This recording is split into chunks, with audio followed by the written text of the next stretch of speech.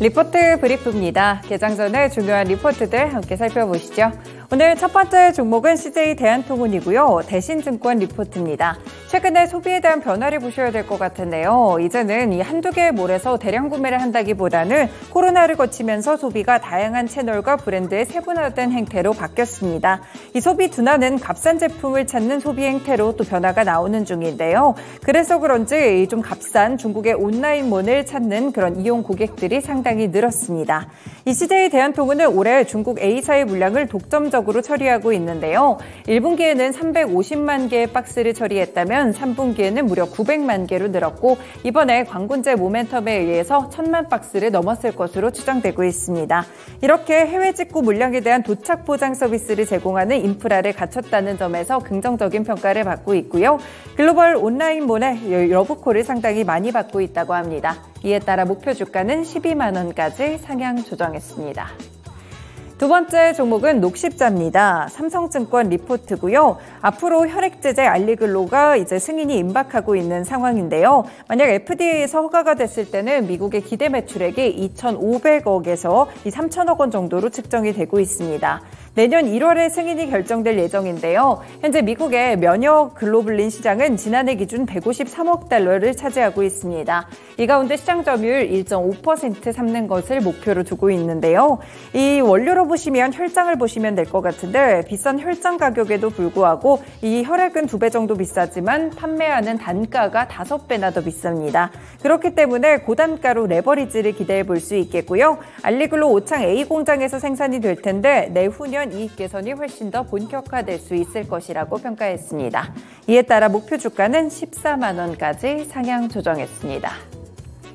네, 세 번째 종목은 한국전력입니다. 신영증권 리포트고요. 이래봬도 유틸리티 대장주라는 점을 함께 강조하고 있는데요. 네, 이번에 굉장히 오랜만에 3분기 흑자 전환을 이루기도 했었죠. 올해 손실폭을 잡아갈 것으로 보이고요. 연간 손실도 10조 원 내외가 될 것으로 보입니다. 이 공공요금 인상이 지속되고 있고 신규 원전 영향도 있기 때문에 이러한 분위기를 타면서 내년에는 흑자 전환도 기대해 볼 수 있겠는데요. 일단은 원전 가동률이 올라가고 있다는 점도 긍정적으로 보고요. 한국전력이 물론 상장 공기업이라는 단점도 있지만 무엇보다도 무조건 살려내야만 한다는 장점이 부각되는 시기라고 평가했습니다. 이번 정부도 원전 친화적인 정책을 펼치고 있고 지금은 믿고 기다릴 시기라고 보면서 목표 주가 27,000원을 유지했습니다. 네, 다음 종목은 네페스아크입니다. BNK투자증권 리포트고요. 3분기에 영업손실 25억 원을 기록하면서 3개 분기 연속 계속해서 적자를 기록했습니다. 그리고 컨센서스로는 12억 원 정도의 손실이 예상됐기 때문에 컨센서스를 하회하는 실적이 나왔다고 보실 수 있겠고요. 매출 감소와 신공장 이전에 따른 비용이 3분기에도 추가적으로 발생한 영향이었습니다. 일단 최악의 업황 바닥은 지나가고 있는데요. 테스트 매출이 삼성전자 시스템 LSI 매출 추이와 동행하게 되는데 최근에 모바일 수요가 개선되면서 4분기에는 손익분기점을 넘을 것으로 보입니다. 이렇게 바닥은 지났지만 실제로 수요 개선이 되는 징후는 보이지 않고요. 매크로 불확실성 가운데 내년쯤에나 U자형 회복을 기대해 볼 수 있겠습니다. 그래서 현 시점에서는 목표 주가 29,000원까지 하향 조정했습니다. 마지막 종목은 현대오토에버입니다. 다올투자증권 리포트고요. 지금 현대차그룹이 소프트웨어를 중심으로 변화를 꾀하고 있는 상황인데 이 기대감으로 주가가 많이 올랐습니다. 그렇지만 9월부터는 고평가 밸류에이션에 대한 논란 때문에 주가가 한동안 밀렸는데요. 현재 시점에서는 밸류에이션을 정당화할 만한 주가라고 보고요. 보수적인 컨센서스를 고려했을 때 신규 매수도 매력적이라고 보고 있습니다.